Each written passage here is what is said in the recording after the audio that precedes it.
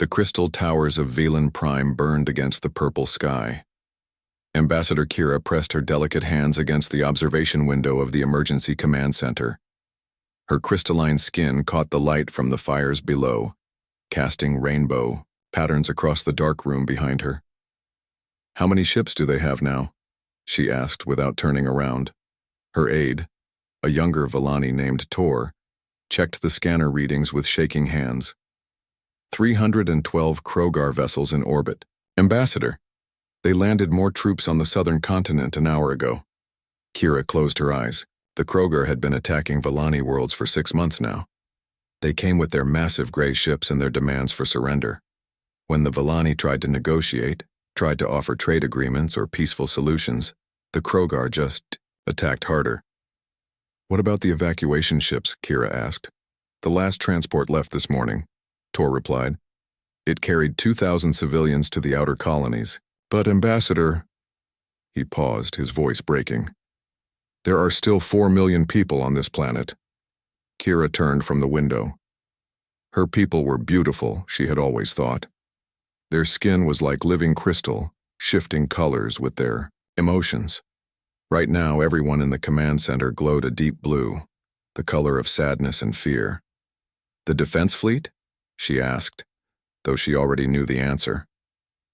"Gone," said General Hawk, the head of Vellani military forces.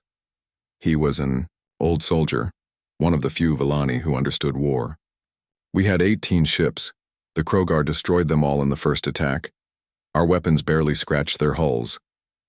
Kira nodded slowly. The Vellani had never been warriors. They grew beautiful gardens, created amazing art, and built cities that looked like jewels among the stars. But they had never needed to fight. The galaxy had always been peaceful, with different species trading and sharing knowledge, until the Krogar came. A new voice spoke from across the room. "Ambassador, we're getting reports from the other colonies." Kira walked to the communication console. The operator, a female named Sun, looked up with tears in her crystal eyes. "Valen 7 fell yesterday," Sun said. "Valen 2 is under attack right now. The Krogar are moving through our space like they own it." "Because they do now," General Hack said quietly. "We can't fight them. Our ships are too slow, our weapons too weak. We're farmers and artists, not soldiers." Kira felt her skin shift to a darker blue. She had spent her whole life believing that peaceful words could solve any problem, that violence was never the answer. Now her people were dying and all her diplomatic skills meant nothing. "What about our allies?" she asked. "The Gentle Coalition? The Hegemony Defense Force?" Tor checked the long-range communications. "The Coalition is sending help, but their nearest ships are 3 weeks away. The Hegemony forces could be here in 2 weeks, but they're asking for payment first." 2 weeks, Kira repeated. "We'll all be dead or enslaved in 2 weeks." The building shook as another Krogar bombardment hit the city. Through the window, Kira could see more fires starting. The beautiful crystal spires of her capital city were cracking and falling. "Ambassador," Sun called out, "I'm picking up more signals, species we don't know. Should I try to contact them?" Kira felt a small spark of hope. "Yes, try everything. Send out a general distress call to anyone who might listen." Sun's fingers moved quickly over her controls. "Broadcasting now, Ambassador. Universal language. All frequencies. I'm telling them we're a peaceful people under attack, requesting immediate assistance." The command center fell silent except for the distant sounds of battle.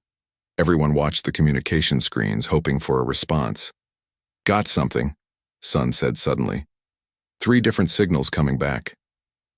"The Coalition?" Kira asked. "Yes, they confirmed 3 weeks travel time, and the Hegemony Defense Force confirms 2 weeks, but they want to discuss payment terms first." Sun frowned at her readings. "But there's a 3rd signal. It's strange." "Strange how?" "The signal is very strong, which means they're close. But the language patterns are unlike anything in our database, and Ambassador, their ships are coming from the direction of the death zone." Everyone in the room went very still. The Death Zone was a region of space that no civilized species ever visited. The star charts showed planets there with impossible conditions, high gravity, poisonous air, extreme temperatures. Any life that evolved in such places would be savage and violent, if it could survive at all. That can't be right, General Hawk said. No intelligent species could develop on Deathworlds. They would destroy themselves before achieving space travel. I'm getting a translation now, Sun said, adjusting her equipment. The signal says, "Message received, help is coming, stay alive." And Ambassador? They'll be here in 4 days. 4 days? Kira felt her skin brighten slightly.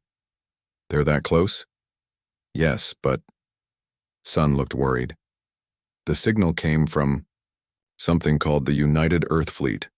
I've never heard of Earth before, and their ships, according to these readings, their ships are built like weapons. Another explosion rocked the building. This time, the lights flickered and went out for several seconds. When they came back on, everyone could see fear in each other's crystal faces. We need help from anyone willing to give it, Kira said firmly, even if they come from Death Worlds. But Ambassador, Tor said nervously, what if they're worse than the Krogar? What if they want to conquer us too? Kira looked out the window again. A Krogar dropship was landing in the city square, and she could see soldiers pouring out. They were big and gray with thick armor and heavy weapons. They moved through her people's crystal gardens like destroyers, breaking everything beautiful they found. The Krogar are killing us now, she said. At least these humans said they want to help. We don't have any other choice. Should I send a response? Sun asked. Yes. Tell them we accept their help. Give them our exact location and tell them about the Krogar forces. Kira paused, then added, and Sun, thank them for coming. As Sun sent the message, General Hawk moved to stand beside the ambassador. You know this might be our last mistake as a free people, he said quietly. Maybe, Kira agreed. But doing nothing is definitely our last mistake as a living people. The next few hours passed slowly. The Krogar continued their attack, but they seemed to be taking their time now. They knew the Volani couldn't fight back effectively. They were enjoying the conquest, taking what they wanted and destroying what they didn't. Reports came in from around the planet. The beautiful crystal mines in the northern mountains were being stripped bare. The art museums in the eastern cities were being looted. The Krogar weren't just conquering, they were erasing Volani culture. Any word from the humans? Kira asked as the sun set behind the smoke. Nothing yet, Sun replied. But I'm monitoring their approach. Ambassador, their ships are moving very fast, faster than anything in our database. How many ships? Only 12 that I can detect, but they're traveling in a tight formation, like they're used to fighting together. General Hawk frowned. 12 ships against over 300 Krogar vessels? They'll be destroyed in minutes. Unless they're not planning to fight, Tor suggested, hopefully. Maybe they have evacuation ships. Maybe they're here to rescue survivors. Kira hoped that was true, but something in her heart told her it wasn't. The signals from these humans had been different from the other species that offered help. The coalition and the hegemony spoke about evacuation, about negotiation, about finding peaceful solutions. The humans had just said, help is coming, stay alive. That night, as Kira tried to rest in the underground command center, she wondered what kind of species could evolve on a death world. What would they be like? Would they understand beauty, art, peaceful cooperation? Or would they be as violent and destructive as the Krogar? She was about to find out. Ambassador, Sun's voice woke her early the next morning. They're here. The human ships just dropped out of hyperspace. Kira rushed to the communication station. On the screen, she could see 12 angular ships arranged in perfect formation. They looked nothing like the graceful vessels of civilized species. These ships were built for war, all sharp edges and heavy armor, with weapon ports covering their hulls. Are they signaling us? Kira asked. Yes, Ambassador. They want to talk to whoever is in charge. Kira smoothed her robes and tried to make her crystal skin show calm colors instead of nervous ones. This was it. First contact with a species from the Deathworlds. Everything she said now might determine the fate of her people. "Open the channel," she said. The screen flickered, and suddenly she was looking at an alien face unlike anything she had ever seen. The creature had soft-looking skin, small eyes, and what appeared to be hair growing from the top of its head. It was wearing some kind of uniform with symbols she didn't recognize. "This is Captain Taemin of the United Earthship Indomitable," the alien said in a clear, strong voice. "We received your distress call. We're here to help." Kira felt her skin shift through several colors as she tried to process what she was seeing. This was a human. It looked so soft, so fragile. How could something like this survive on a death world? "Captain Taemin," she managed to say. "I am Ambassador Kira of the Villani Republic. We are grateful for your response. But I must ask, how is it possible for your species to have evolved on a death world?" Captain Taemin stood on the bridge of the UES Indomitable, watching the tactical display show 312 red dots surrounding the blue dot that was Velan Prime. His crew worked quietly at their stations, their faces calm and focused. "Sir," called out his tactical officer, Lieutenant Gang Min, "the Krogar fleet is moving to intercept us. Looks like they're sending 50 ships to discourage us from interfering." Taemin smiled. It wasn't a nice smile. "Only 50. They're being polite. Communications, open a channel to all ships in our task force." "Channel open, sir." "All vessels, this is Taemin. We have hostile forces approaching. Remember, we're not here to win a war. We're here to save lives. But if anyone wants to start a fight with us..." His smile grew wider. "Well, we did come from Earth for a reason. All ships, combat formation. Let's show these Krogar what happens when they threaten innocent people." On the science vessel Harmony, Dr. Borum watched her sensors with growing worry. She was a xenobiologist, trained to study alien life, not fight wars. The approaching Krogar ships were massive compared to the human fleet. "Captain Lee," she called to her ship's commander, "are we really going to fight them? There are so many of them." Captain Lee, a calm woman with graying hair, checked her weapon status. "Doctor, do you know what we humans did when we first found wolves hunting near our villages?" "No, what?" "We didn't run away. We tamed some of the wolves and made them our friends.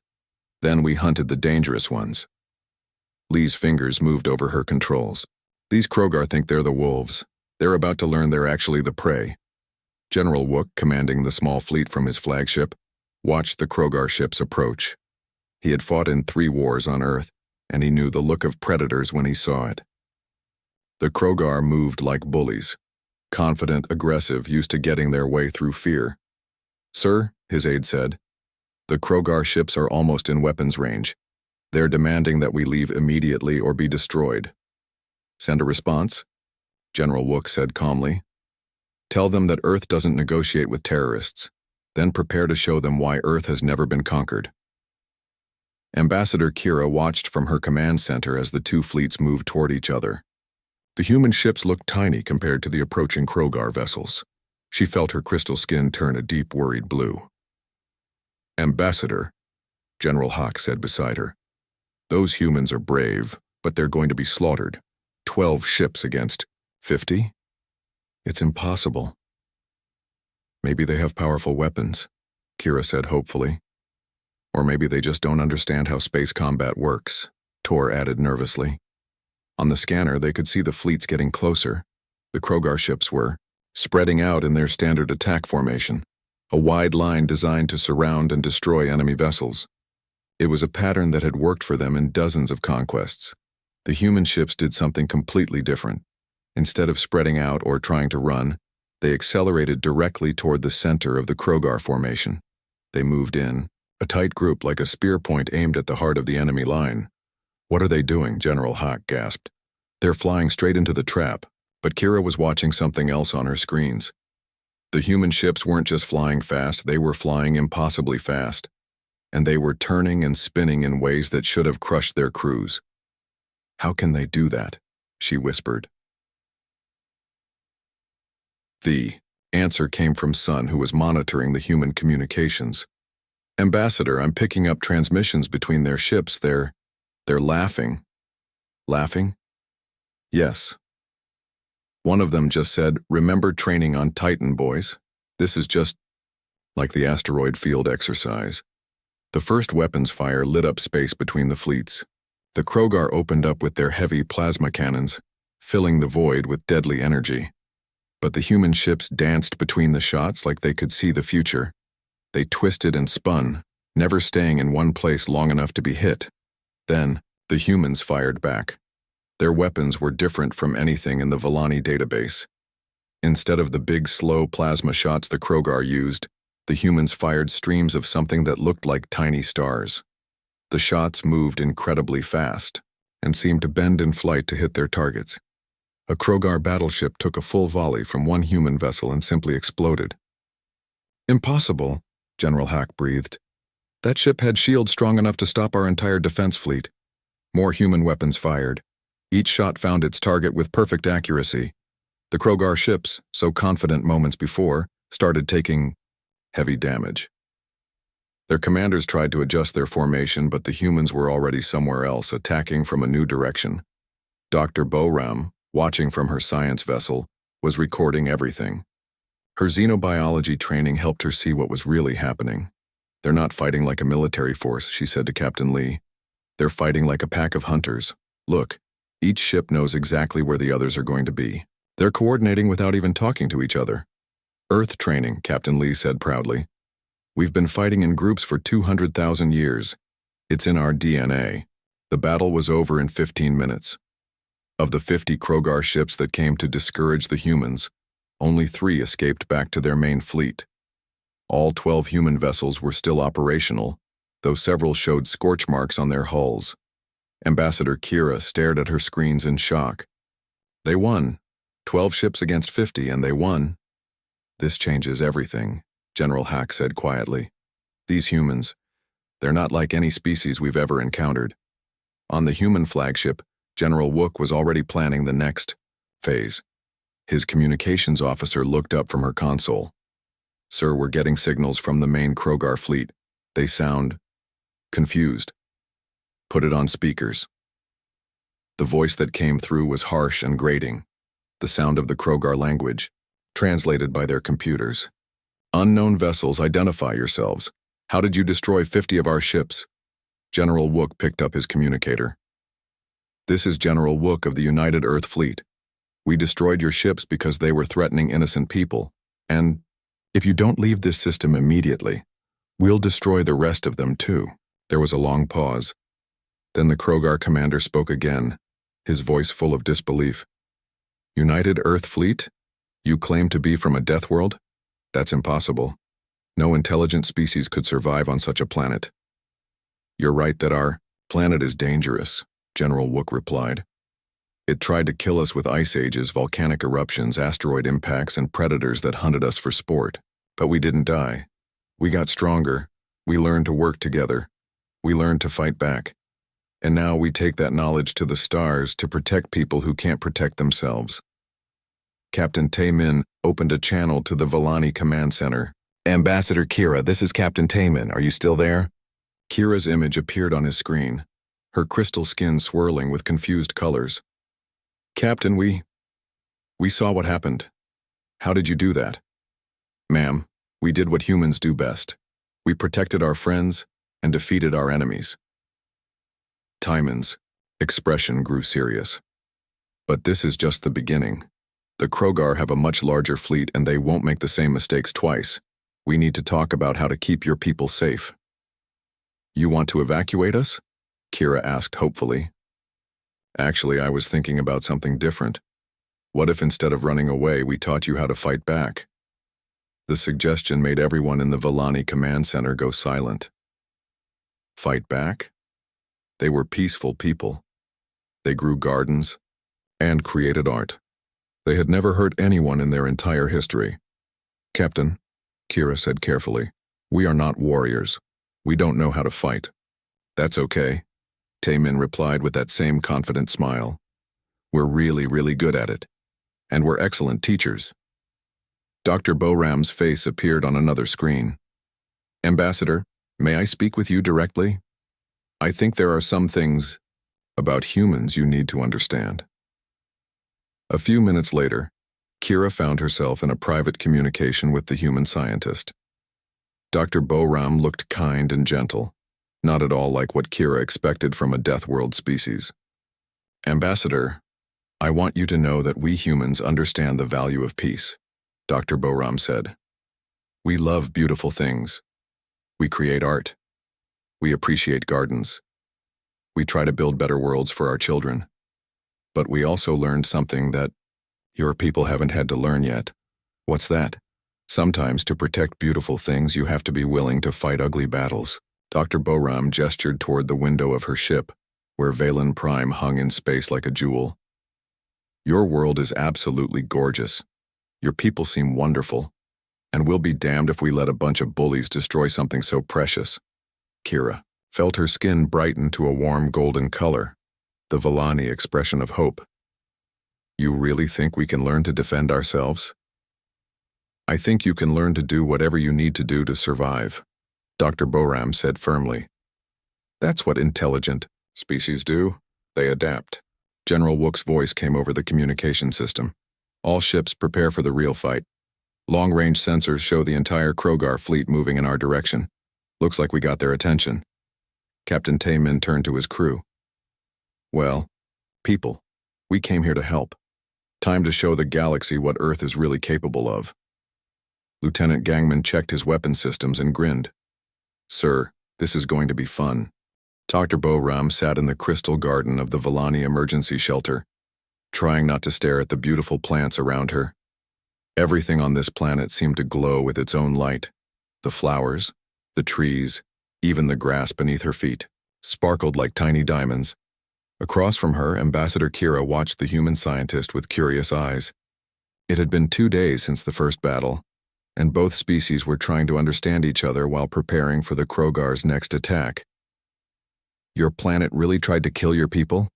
Kira asked, her crystal skin showing soft blue colors of wonder. Boram laughed, but not in a mean way. Oh yes, Earth is what we call an everything wants to kill you world. The gravity is so strong it would crush your bones. The air has 21% oxygen, which is basically a poison that burns everything it touches. We have storms that generate more power than nuclear weapons. Kira's skin went pale. That sounds terrible. It gets worse, Boram continued cheerfully. We have animals called lions that hunt in groups and can run 60 kilometers per hour. We have tiny creatures called bacteria that can kill you in hours. Our oceans have storms that can sink ships the size of cities. How did your species survive? Boram picked up a crystal flower that had fallen from one of the plants. It was beautiful, like a living jewel. We learned to work together. When something tried to kill one of us, the rest of the group would kill it back. When the weather was bad, we built better shelters. When we didn't have enough food, we learned to grow it ourselves. But the violence, Kira said sadly. How? Did you not destroy each other? Oh, we tried, Boram admitted. We fought wars for thousands of years. We built weapons that could destroy our entire world. But eventually we realized something important. What? We realized that our real enemy wasn't each other. It was everything else that wanted to kill us. So we stopped fighting each other and started fighting together against the universe. Captain Taemin's voice came over the communication system. Dr. Boram, could you join us in the command center? We need to discuss strategy with Ambassador Kira. The command center had been moved underground after the Krogar started bombing the surface. Human engineers had helped strengthen it with materials that could survive almost anything. It looked strange now. Beautiful Vallani crystal technology mixed with hard human metal. Ambassador, Captain Taemin said when they arrived, we've been studying Krogar tactics. They're used to fighting people like you. Peaceful, logical, predictable. They use fear as their main weapon. General Hawk, the Vallani military commander, looked frustrated. Our people run when they see the Krogar ships. We've never been taught to fight. That's because you never needed to, General Wook said, studying tactical displays. Your species developed on a safe world. You learned to cooperate and build beautiful things. Those are valuable skills, but not useful against an invasion, General Hack replied bitterly. Actually, they are, Captain Taman said, surprising everyone. Ambassador, show me your agricultural systems. Kira looked confused but activated a holographic display of Valen Prime's farming areas. The planet's surface was covered with crystal gardens, each one perfectly organized and maintained. Look at this, Taman said, pointing to the display. You've turned an entire planet into a coordinated system. Every garden connects to every other garden. You have communication networks, transportation systems, resource distribution, all managed without conflict. Yes, but what does that have to do with fighting? General Wook stepped forward. Ambassador, war is just logistics with violence added. You already know logistics, we just need to teach you the violence part. Dr. Boram pulled up another display. I've been studying your people's biology. Your crystal skin isn't just pretty. It's a natural communication system. You can share information instantly across your entire population. Do you know how valuable that is in a battle? Kira's skin brightened with interest. You think we could use our natural abilities to coordinate military actions?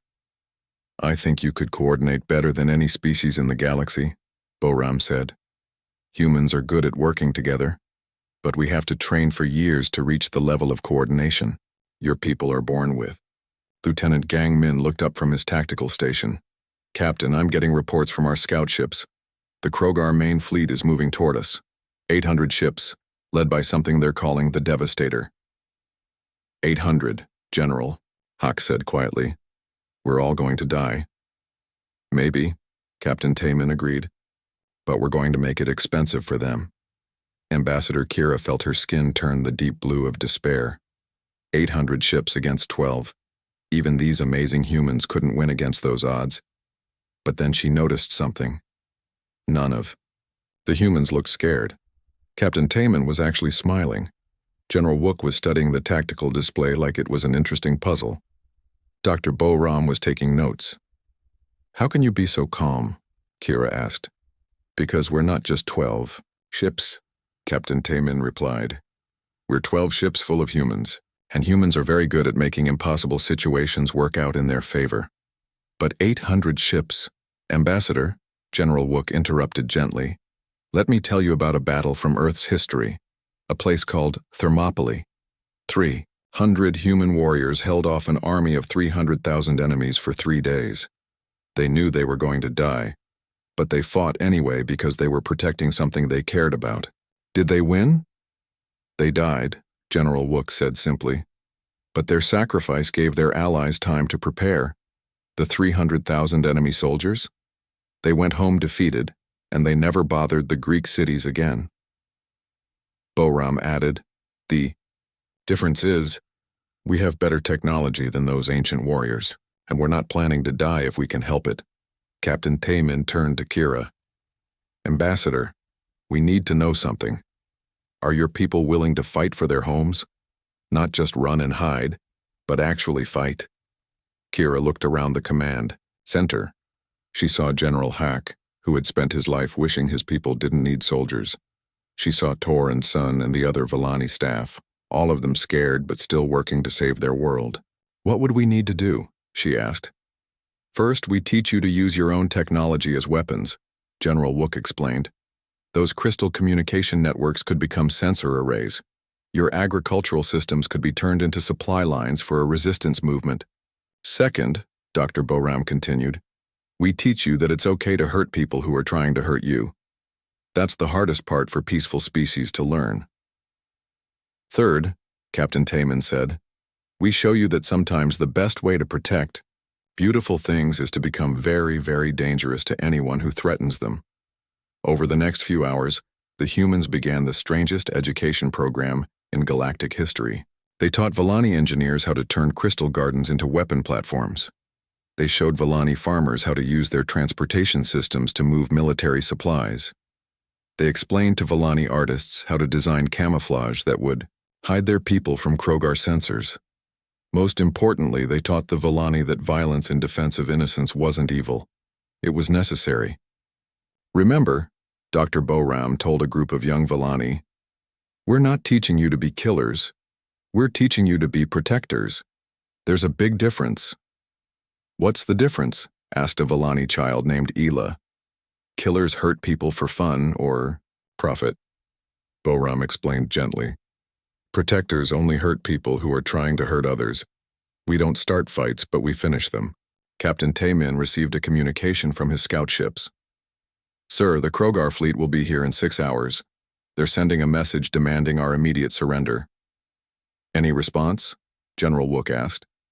Taemin smiled that dangerous smile again. "Oh yes. Put me on all frequencies.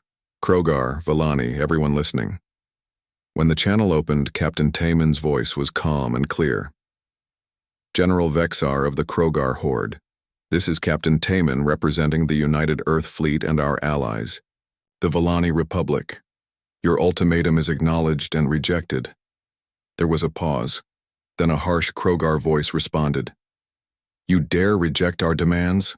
We have 800 ships. General Vexar," Taemin continued, not sounding impressed. "You have 24 hours to withdraw from Villani space. After that, we'll consider your continued presence an act of war against both our civilizations. You're insane. 12 ships against 800. "General," Taemin said, and now his voice carried something cold and dangerous. "You made a mistake when you started attacking innocent people. You made a bigger mistake when you ignored our warning to leave. Don't make the final mistake of thinking that humans fight fair." The communication ended, leaving the command center in silence. Ambassador Kira stared at Captain Taemin. "You just declared war on 800 ships." "No," Taemin replied. "I just gave them one last chance to leave before we destroy them." "How?" General Hawk asked. "How can 12 ships fight 800? Dr. Boram looked up from her research. "Console. The same way humans have always fought impossible odds. We cheat." "Cheat? We don't fight fair," General Wook explained. "We don't follow the rules of civilized warfare. We use every advantage we can find, and we make up new advantages when we need them." Captain Taemin walked to the display showing Velan Prime. General Vexar stood on the bridge of his flagship, the Devastator, staring at the empty space where the human fleet should have been.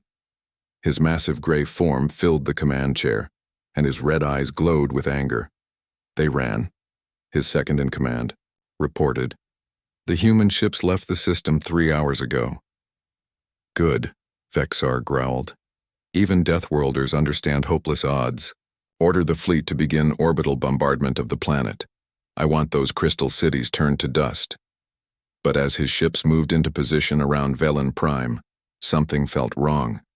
The humans had fought so fiercely in their first battle. Why? Would they run now? On the surface of Velan Prime, Ambassador Kira watched from her underground command center as Krogar ships filled the sky. Her people were hiding in shelters the humans had helped them build. Deep, crystal caves that could survive almost any attack. "Where are they?" General Hawk asked nervously. "Captain Taemin said they would be back." "They'll be back," Kira said, though she wasn't entirely sure herself. "The humans don't abandon their friends." Dr. Boram's voice came over the communicator from somewhere in the city. "Ambassador, my team is in position. The Villani volunteers have been amazing. They learned faster than we expected. What did you teach them? How to use their crystal technology as weapons. How to hide in plain sight. How to hurt people who are trying to hurt them." There was a pause. "And Ambassador? They're angry. I've never seen a peaceful species get so angry." Kira understood. The Krogar had destroyed so much beauty, killed so many innocent people. Even her gentle people had their limits. High above the planet, General Vexar was getting frustrated. "Where are the humans hiding? Our sensors show 12 ships in the asteroid belt, but they won't engage us." "General," his tactical officer said, "perhaps we should ignore them and focus on conquering the planet." "No," Vexar snarled. "I want those humans destroyed. They humiliated us in front of the entire galaxy. Send 200 ships to the asteroid belt, crush them. Captain Taemin floated in the bridge of his ship, the Indomitable, watching the Krogar ships approach through the dense asteroid field. Around him, his crew worked in zero gravity, moving with the easy skill of people who had trained in Earth's most dangerous environments. They're taking the bait, Lieutenant Gangmin reported. 200 ships coming our way. Perfect, Taemin replied. Are our surprises ready? Dr. Boram's science team finished the preparations yesterday. The asteroids are ready, Taemin smiled. The Krogar thought they were chasing the human fleet through an asteroid field. They didn't know that humans had been mining asteroids for centuries. They didn't know that Dr. Boram's team had spent the last 3 days turning dozens of asteroids into bombs. All ships, this is Taemin. Remember, we're not trying to win a fair fight. We're trying to save lives and teach bullies a lesson. Use everything we've got. The Krogar ships entered the asteroid field in a wide formation, their sensors, scanning for the human vessels. They were confident. 200 ships against 12 was good odds even in difficult terrain. That's when the first asteroid exploded. Dr. Boram watched from her hidden science vessel as her carefully placed charges turned a kilometer-wide rock into a weapon. The explosion sent thousands of smaller rocks flying at incredible speed, turning the space around the Krogar ships into a deadly storm. Direct hit on 3 enemy vessels, she reported calmly. Detonating sequence 2. More. Asteroids exploded in a carefully planned chain reaction. Each blast created more debris, and each piece of debris became a weapon moving at thousands of kilometers per hour. The Krogar ships tried to retreat, but they were trapped in the field. Their large vessels couldn't maneuver quickly enough to avoid the debris storms. This is impossible, the Krogar commander screamed over his radio. How did they turn rocks into weapons? Captain Taemin's voice came back, sounding almost cheerful. General, you wanted to fight Deathworlders. On our planet, everything tries to kill us, including the rocks. We learned to make friends with them. The human ships emerged from hiding places throughout the asteroid field. They moved between the debris like they had been born in space, their hulls designed to absorb impacts that would destroy other vessels. Now, Taemin ordered. The human fleet attacked with precision that seemed impossible. Each ship knew exactly where the others would be, working together like parts of a single organism. Their weapons found weak points in Krogar armor, and their movements were so unpredictable that the enemy couldn't lock onto them. In 15 minutes, 60 Krogar ships were destroyed or disabled. The rest retreated in panic back to their main fleet. General Vexar received the reports with growing rage and fear. 60 ships? They destroyed 60 ships with asteroids and 12 fighters?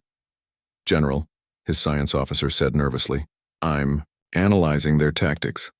I don't think we're fighting a normal species. What do you mean? Their coordination is perfect, but they're not using telepathy or computer links.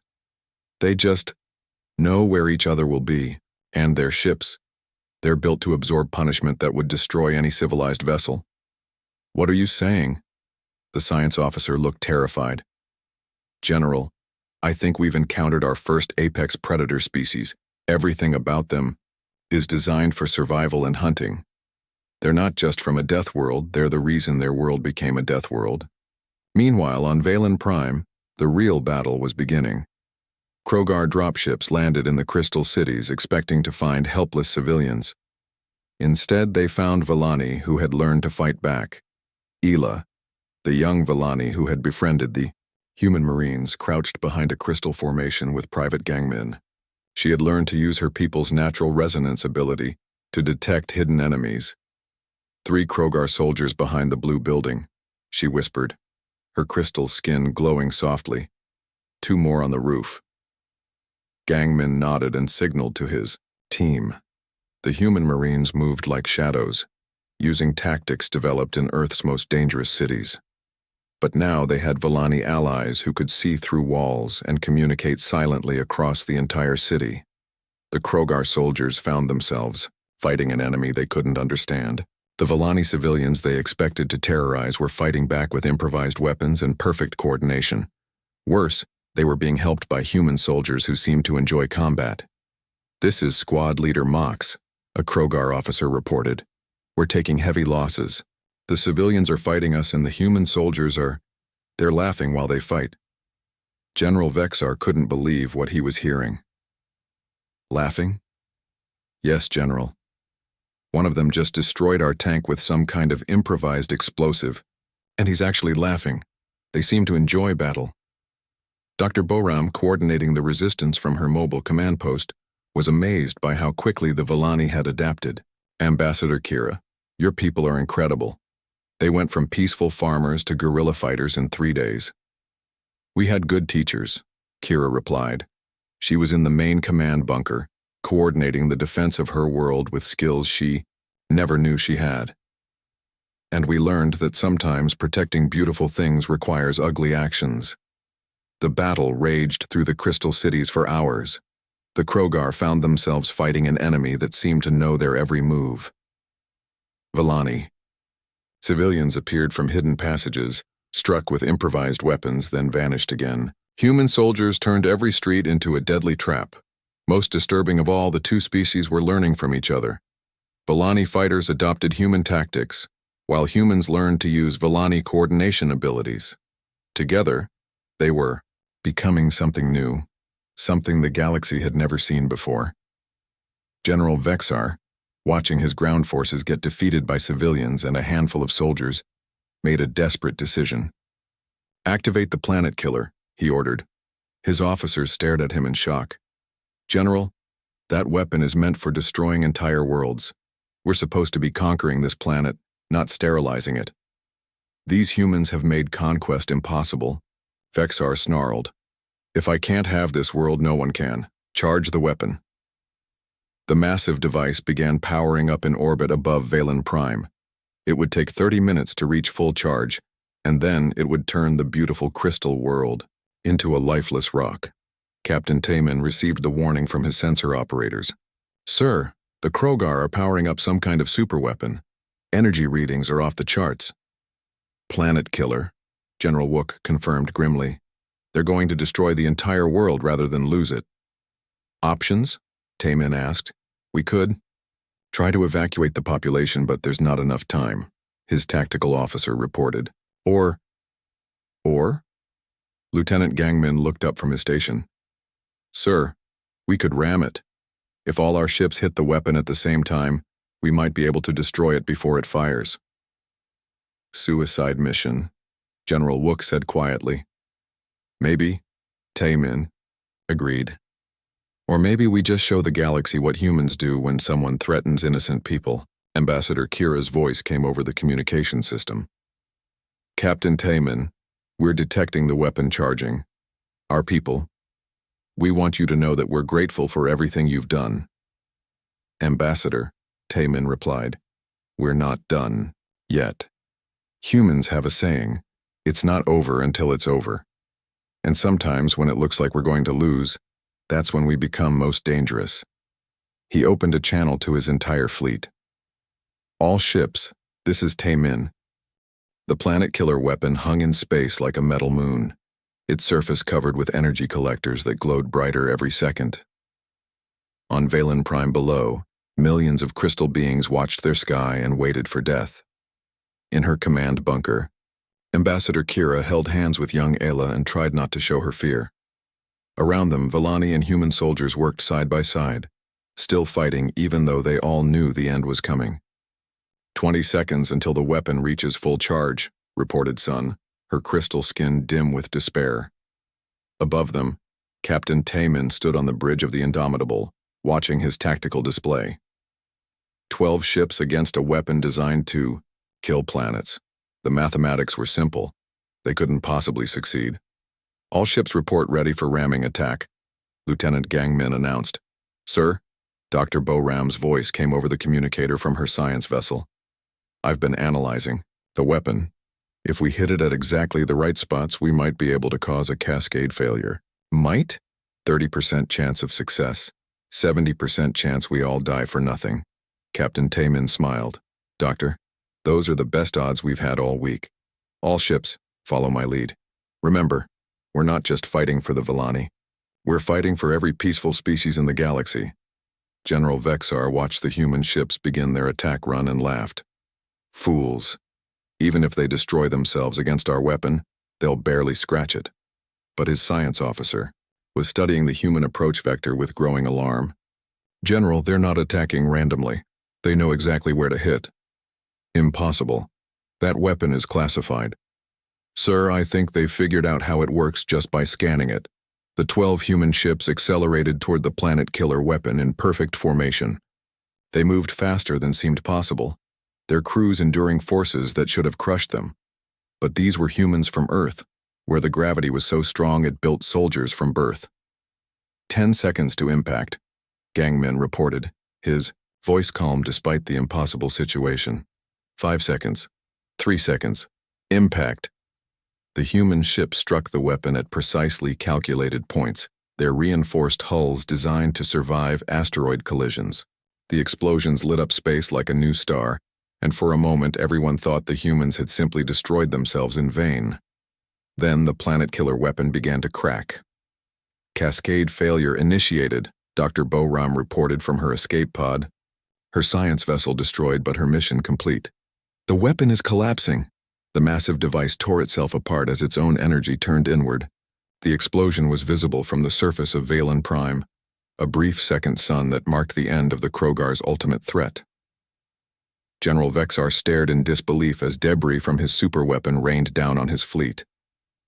How? How did 12 ships destroy a planet killer? His science officer, pale with shock, provided the answer. General, they didn't just ram it. They calculated exactly how to make it destroy itself. They turned our own weapon against us. Status report on the human fleet. 8 ships survived the attack, sir. Damaged but still operational. 8 ships. Vexar felt something he had never experienced before. Real fear. These humans had just accomplished something impossible, and now they were still ready to fight. Captain Tayman's voice came over all frequencies, broadcast to every ship in the system. General Vexar, this is your final warning. Leave Vellani space now or face the full consequences of attacking innocent people. You're bluffing, Vexar screamed back.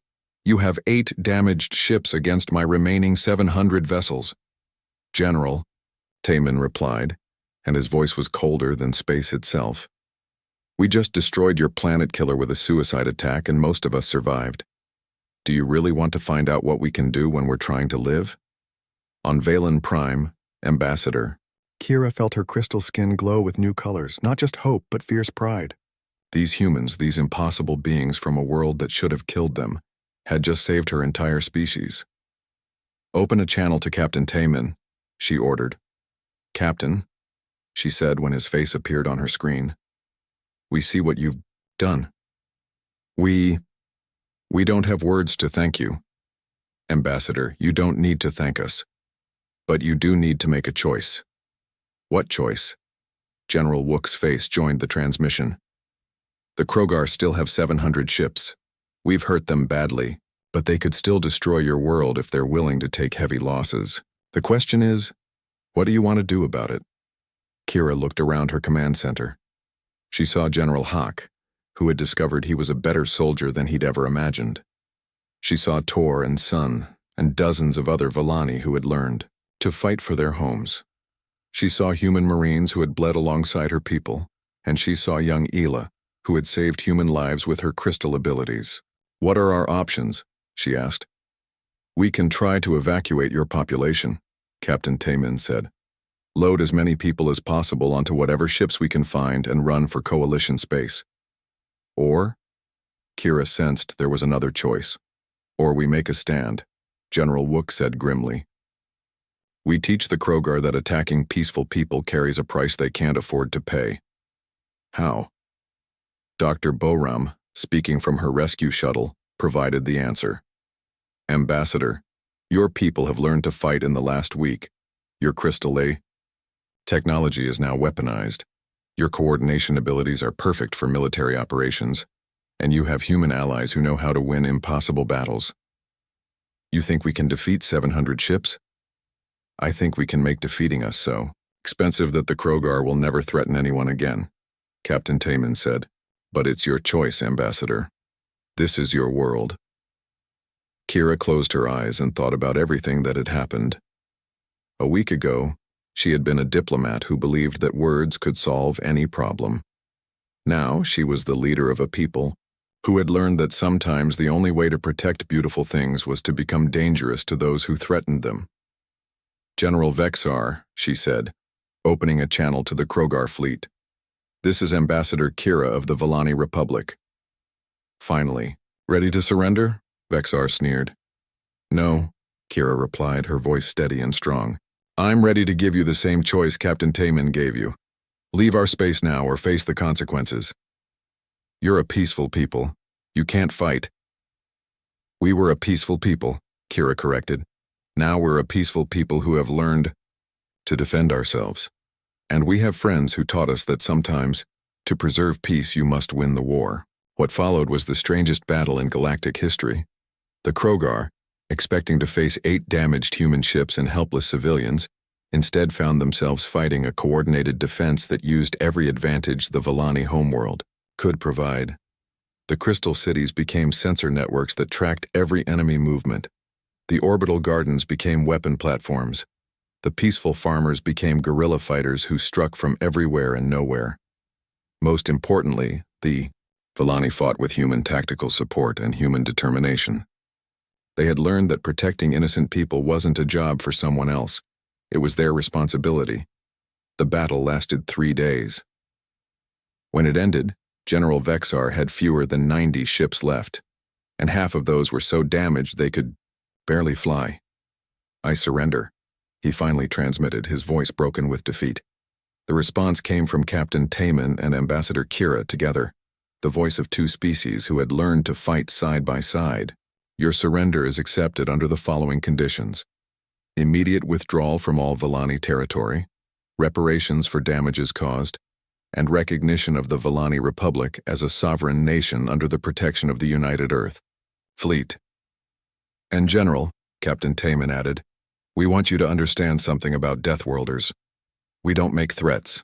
We make promises. If you ever attack peaceful people again, we'll find you. And next time, we won't be so merciful." 6 months later, Ambassador Kira stood in her rebuilt crystal garden, watching human and Volani children play together. The garden was more beautiful than ever, but now it was protected by discreet defense platforms that could stop any attack. Dr. Boram sat beside her, wearing an environmental suit that let her survive in the gentle atmosphere of Velan Prime. "Your people have adapted amazingly well," she said. "I've never seen a species learn military tactics so quickly." "We had good teachers," Kira replied, "and we learned something important." "What's that?" "Peace isn't the absence of the ability to fight. Peace is having the ability to fight and choosing not to use it unless you have to."